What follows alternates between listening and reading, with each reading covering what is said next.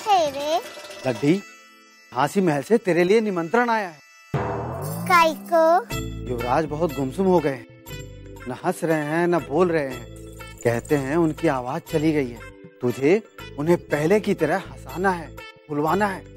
चल जल्दी से तैयार हो जा महल में जाने के लिए। महल और मैं मोड़ी।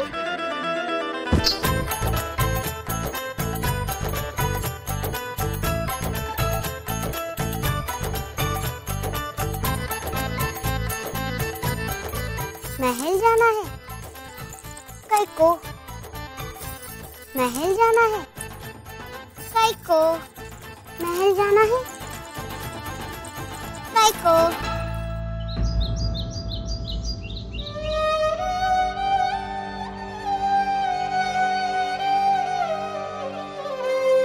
क्या हो गया हमारे दामोदर को महाराज?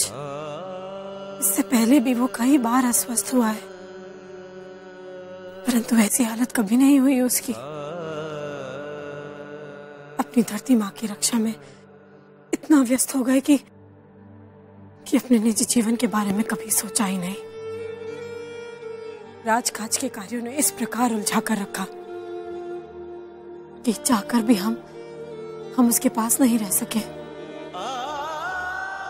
संभवतः इसी कारण वो व्यथित होकर ये सब सोचने लगा। हम आपके पुत्र नहीं है, क्योंकि आपने हमें गोद लिया है ना साहब। इसके लिए आप हमें छोड़कर चले जाएंगे। इसी कारण दामोदर ये सोचने लगा कि हम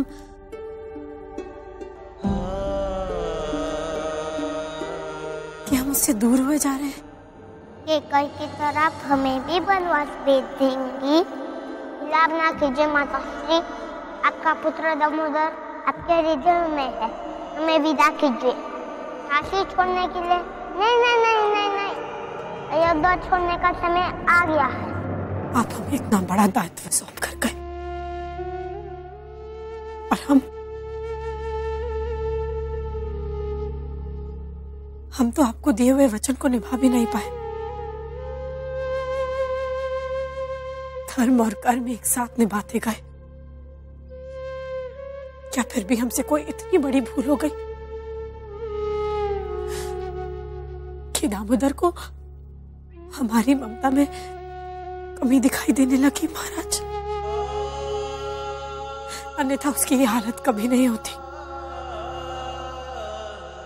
पता नहीं नियति और कितने क्रूर खेल खेलेगी हमारे साथ।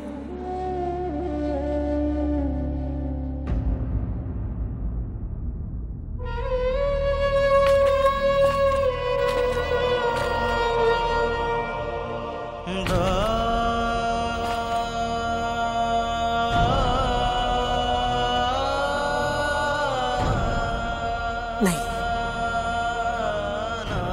अब नियति जैसा चाहेगी वैसा नहीं होगा। हम अपने भाग्य से स्वयं लड़ेंगे।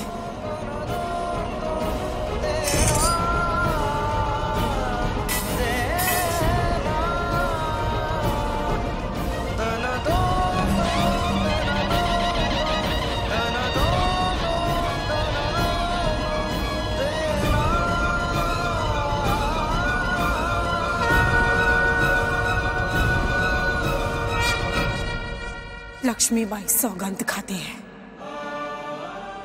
कि अब वो दुर्बलों की तरह आंसू नहीं बहाएगी। यदि वो रानी है तो महारानी लक्ष्मीबाई वीरांगना के साथ साथ अब लोग उसे रानी मां भी कहेंगे। हमने आपको जो वचन दिया था हम उसे पूरा करेंगे महाराज। झांसी और झांसी के सिंहासन को हम बचाएंगे।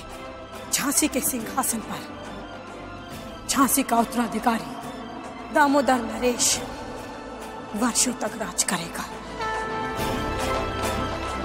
जो भी इसके बीच आया उसे सबसे पहले लक्ष्मीबाई का सामना करना होगा, फिर चाहे वो काल ही क्यों ना हो।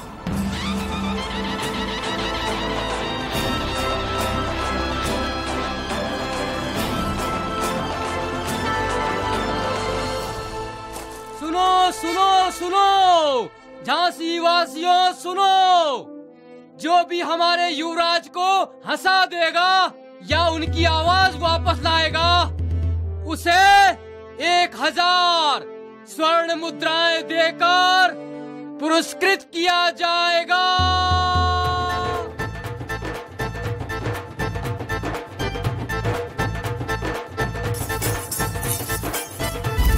हाय मेरी सल्लो की अम्मा सरोसा कहाँ भूल आए, हाय मेरी सल्लो की अम्मा सरोसा कहाँ भूल आए, हाय मेरी सल्लो की अम्मा सरोसा कहाँ भूल आए, हाय मेरी सल्लो की अम्मा।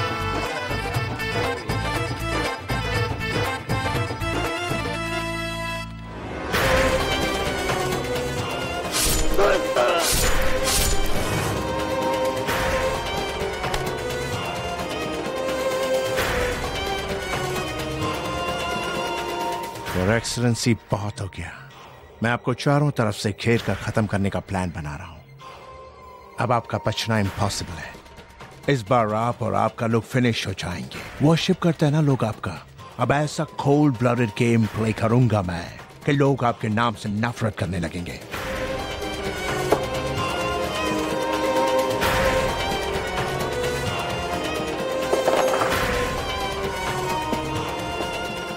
सर, अभी इंफॉर्मेशन आया है कि झांसी के सिटीजन से मिशनरी के लोगों को बचाने के लिए उन्हें जोकनबाग में शिफ्ट किया जा रहा है। After all they are English sir, हमें उनकी हेल्प करनी चाहिए। What are your orders sir?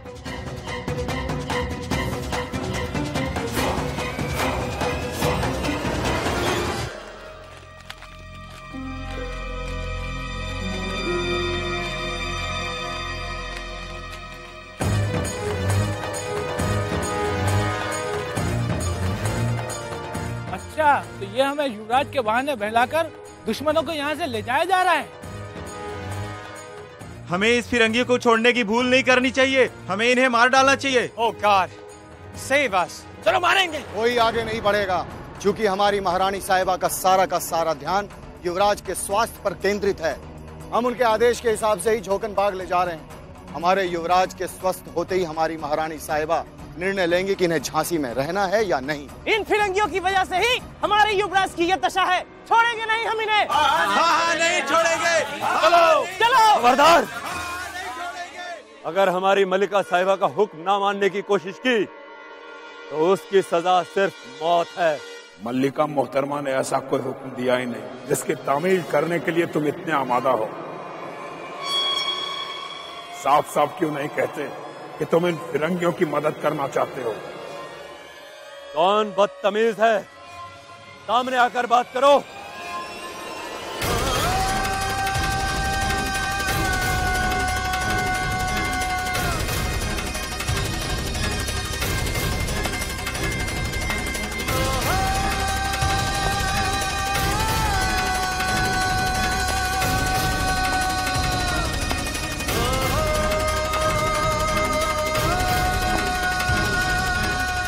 बख्शीश अली। गौस खान, क्या आप इन्हें जानते हैं? हाँ रघुनाथ जी, हम इसे जानते हैं। पहले ये फिरंगियों की जेल में दरोगा के ओहदे पर तैनात हुआ करते थे, बाद में जेलर हो गए। लेकिन एक दिन उन्हीं फिरंगियों ने इनके पूरे खानदान का कत्ल कर दिया। तब से ये फिरंगियों के कट्टर दुश्मन हो गए। बाद में ये हमारे साथ तोप के गोले बनाया करते थे, पर इनकी यही कट्टर जहनियत की वजह से परेशान होकर हमने इसे एक दिन अपने से अलग कर दिया था। तो क्या मुझे निकालेगा गौस खान? हमने काफिर के यहाँ चाकरी करना कबूल नहीं किया। काफिर? कौन काफिर? तेरी महारानी और अब तू। एक काफिर की औरत के इशारे पे तुम उन जालिमों की मदद कर रहे हो। काफिरों के साथ देने वाला भी काफिर ही होता है। अपनी जबान पर लगाम दे। अब अगर एक भी शब्द तुमने हमारी मलिका साहिबा के खिलाफ बोला तो तुम्हारा सर धड़ से अलग कर दूंगा। लानत है तुझ पे गौस खान, जो फिरंगियों की बजाय अपने लोगों पर तलवार उठाता है। इन्हीं कम वक्तों की मिली भगत से आज झांसी का वारिस बेजुबान हो गया है। तो बढ़ो मेरे साथ ये मुट्ठी भर फिरंगी हमारा कुछ नहीं बिगाड़ सकते। आगे बढ़ो। रुक जाओ। यदि आप लोग के दिल में महारानी साहिबा के प्रति रत्ती भर भी सम्मान है तो उनके निर्णय की प्रतीक्षा करो। मैं झांसी का सेनापति रघुनाथ सिंह वचन देता हूं तुम लोगों को कि तुम लोगों के साथ कोई अन्याय नहीं होगा।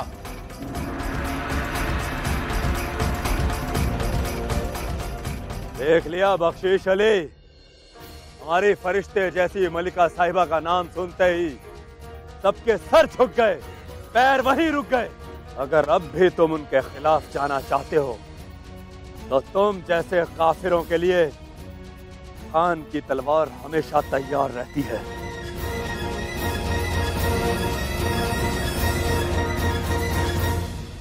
आप लोग हमारी मलिका साहिबा के हुक्म का इंतजार कीजिए। उनका जो भी आदेश होगा आप तक पहुंचा दिया जाएगा। तब तक कोई इनको छुएगा भी नहीं।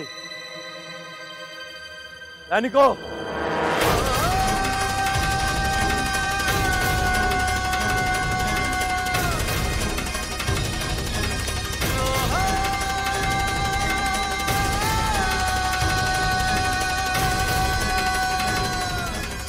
बस हो गया। अब जाओ और अपने अपने घरों में आराम करो। तुम सबकी किस्मत में जिल्लत की जिंदगी और अंग्रेजों का जुल्म सहना लिखा हुआ है। अरे कब तक गुमराह होते रहोगे? बस मल्लिका ने जो कह दिया वो पत्थर की लकीर बन गई। क्या इसीलिए अपनी मादरे वतन पर मर मिटने की कसम खाई थी कि जब मौका मिले तो अपनी आंखों के सामने अपने ही लोगों के साथ फिरंगियों को फरार होते देख सको? कहाँ है तुम्हारी मल्लिका इस वक्त? वो तो अपनी औलाद के गम में डूबी है और तुम उनके हुक्म का इंतजार करते रहो। सोचो कि तुम लोगों ने राहु दुलादू के साथ क्या बर्ताव किया था, क्या हासिल कर दी थी तुमने उसकी। और आज तुम्हारे सामने गौस खान जैसे गद्दार इन फिरंगियों को अपनी पनाह में ले गया और तुम सब मुंह ताकते रह गए।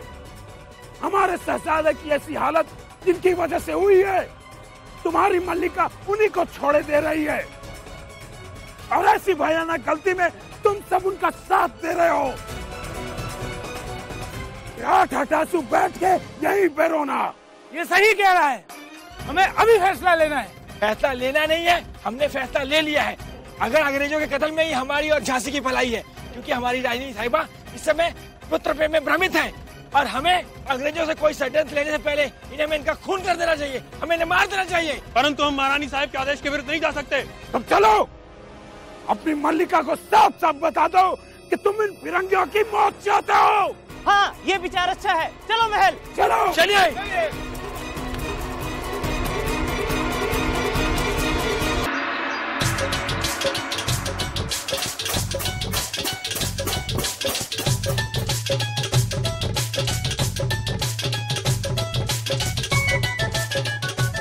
देखिए देखिए कैसे कर रहे हैं वो, देखिए।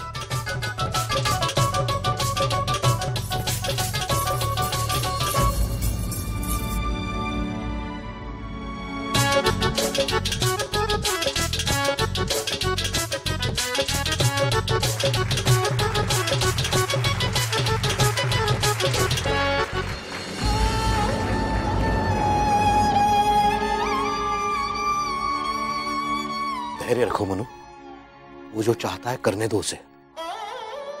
नहीं बाबा, हम दामोदर को अकेला नहीं छोड़ सकते। महारानी साहब, आप नीचे क्यों बैठ गई? नहीं नहीं, आप हमारी चिंता मत कीजिए, हम ठीक हैं।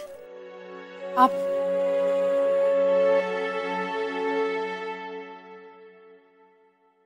मारा हिजड़ा नाचे ऐसे जैसे जंगल में नाचे मोर। मारा हिजड़ा नाचे ऐसे जैसे जंगल में नाचे मोर। नाचन को जो पंख उड़ाए, नाचन को जो पंख उड़ाए, पंख ले गया चोर। नाचे ऐसे जैसे जंगल में नाचे।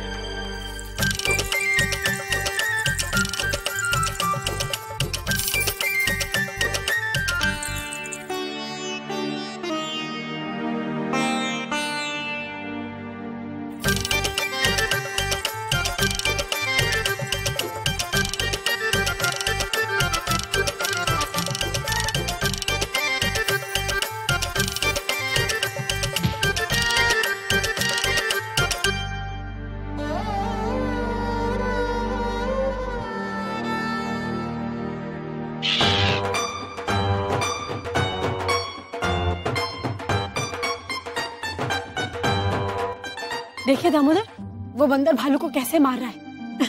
आपको अच्छा नहीं लग रहा है ये सब? आपकी आई साहब को तो बहुत हंसी आ रही है। ये सब क्या कर रहे हैं? आपको हंसी नहीं आ रही दामोदर?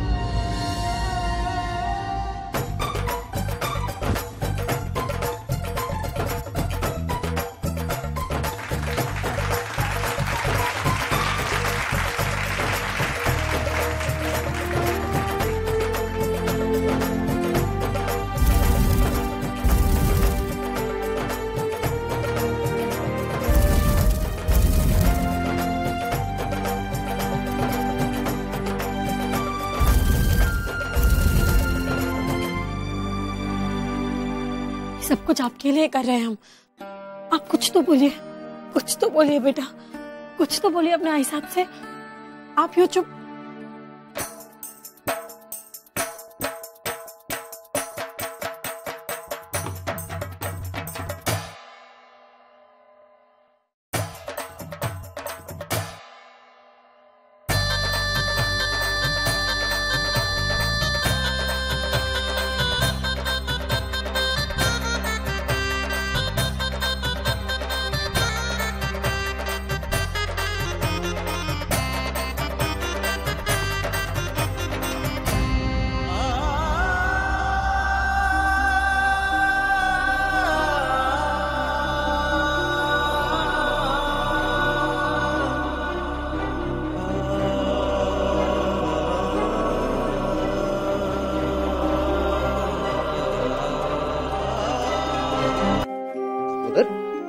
बताओ क्या चाहिए तुम्हें?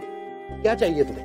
क्या करें आपके लिए ताकि हमारा दामोदर हंसे, हमारा दामोदर बोले?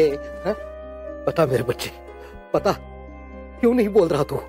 कुछ तो बोलो दामोदर, क्या करें? देखो तुम्हारे नानोबा, तुम्हारी आई साहब, राव दुलाजू, सारी प्रजा तुम्हारे लिए कुछ ना कुछ कर रही है। तुम बोलो,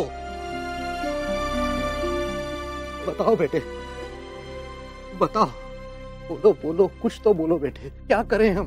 बोलो बेटे, कुछ तो बोलो।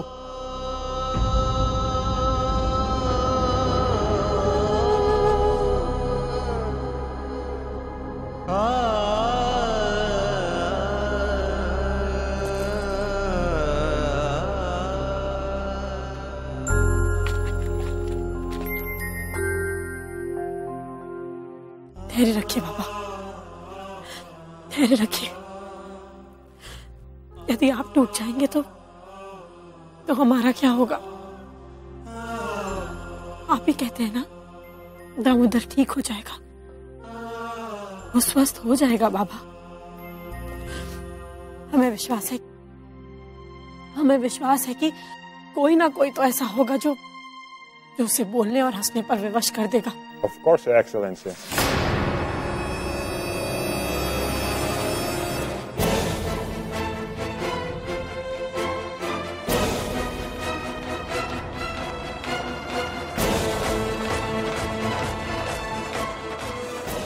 I can treat him. I have the right medicine to cure him.